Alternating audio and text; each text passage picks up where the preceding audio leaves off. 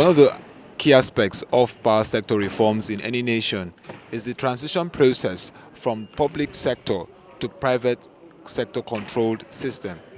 In this second day of the Ehingbeti Lagos Economic Summit, 7th edition, we look at the aspects involved in this transition, especially with the model experience in Lagos.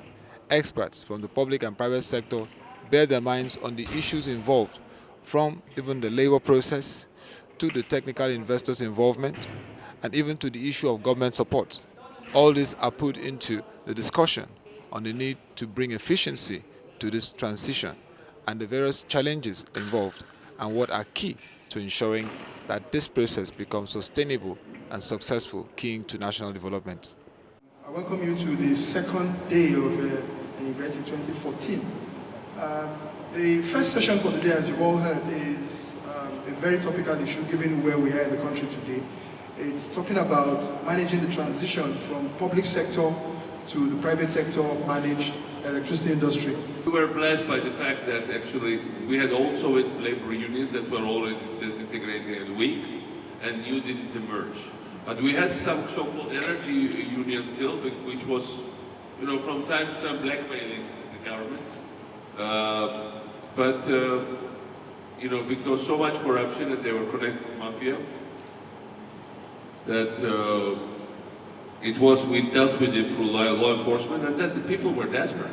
They wanted to get electricity. And government, when they saw that when government was honest, was not stealing money, was genuinely interested in fixing the problems, nobody else could block it. I mean, that's because then people were on the side of the government, they saw the results.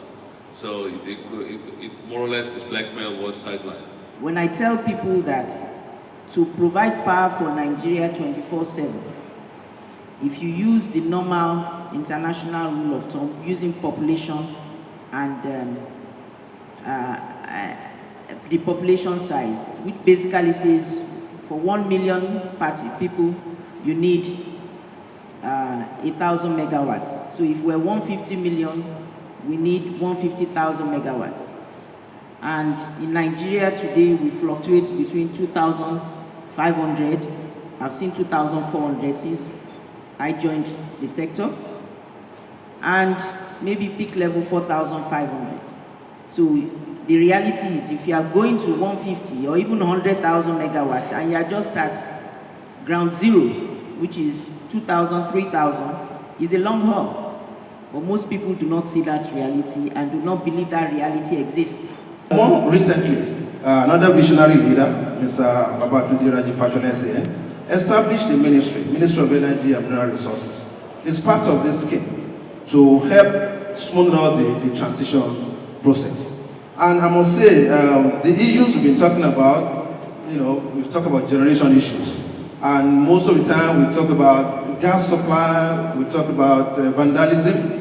On gas supply, the government of Lagos State is also promoting a way to do an alternate source of fuel supply. And we've been promoting the use of LPG, liquefied petroleum gas. Today we have over 2 to 3 million meters of LPG being exported out of this country. Although they have really dedicated some control for Nigeria, but the issue is, do we use it appropriately? So Lagos State is trying to champion a situation where we can use the LPG rather than waiting on those gas that will be going through the pipeline and be vandalized. The guarantees is meant to bolster confidence for investments and fast-track investments in different parts of the electricity chain, starting with greenfield IPPs, bringing in new generation to feed the Nigerian power sector. So we are bringing the two first transactions in the next couple of months, and there are more to come on that. Thank you. The regulatory agency has the capacity to look at the bigger picture.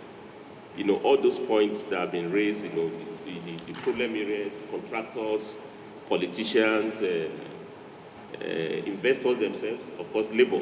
I know that labor is not the only problem. It's all of us. So I think we should have it as part of the stakeholders forum, which should be managed by you. And I think we can learn from Lagos state government that once you bring people together, you can find a way to discuss the issues and then get the result done. I want to say, Eko Nibaje or Nigeria Nibaje. Thank you. With a successful transition from public to private sector controlled aspect of the power sector, indeed, Nigeria will join other successful examples like Brazil, like India, and even China to become a key driver of the economy come 2020 as it aspires. Well, I think that first of all, what Lagos State themselves has done to power government services is very impressive.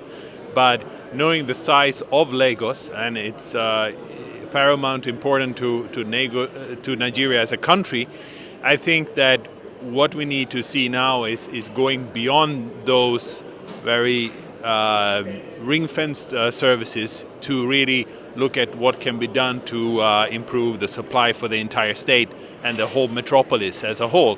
And that's where I think the power sector reform nationally come into play.